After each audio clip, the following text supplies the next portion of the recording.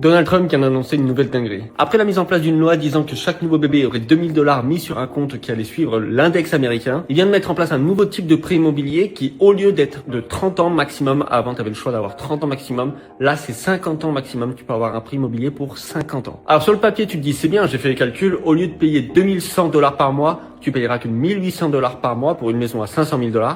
Et tu te dis évidemment, ouais, je paye moins cher. Et au final, tu payes 2 fois plus d'intérêt. Parce que ta maison à 500 000, au bout de 30 ans, tu la payes 738 000. Ta maison à 500 000, au bout de 50 ans, si tu prends un prêt immobilier de 50 ans, eh ben, tu la payes 1 million et quelques, tu la payes 2 fois plus que ce qu'elle a coûté. Alors moi, en tant que mec un petit peu avisé de la finance, je me dis que offrir la possibilité aux gens de doubler leur dette, c'est peut-être un mauvais choix stratégique. Parce que forcément, les gens, ils vont voir que c'est 300 $ moins cher, ils vont juste prendre le truc qui est 300 $ moins cher. Ça va les endetter pour 20 ans de plus et ça va leur faire payer encore plus d'intérêt. Donc évidemment, moi, je le vois en tant qu'avisé de la finance et je me dis que c'est une très mauvaise chose à faire. Je pense qu'avec ce move-là, il accepte, il traverse le Rubicon comme ça, comme César quand il a dit allez à Jacques Est, il accepte que les gens sont de plus en plus dégénérés avec leurs finances, ou que l'inflation est de plus en plus difficile à gérer, ou que les coûts sont de plus en plus difficiles à gérer aussi, et que il essaie de trouver une solution pour que les gens puissent prendre de plus en plus de dettes par rapport à leur situation financière. Tu sais, c'est l'œuf ou la poule en fait. Tu sais même pas si c'est désastreux parce que la situation est désastreuse ou si c'est désastreux parce que lui, il a envie de rendre la situation encore plus désastreuse. Et au final, le premier gars qui a lancé les prix immobiliers jusqu'à 30 ans au lieu de 15 ou au lieu de 10 ou au lieu de 20,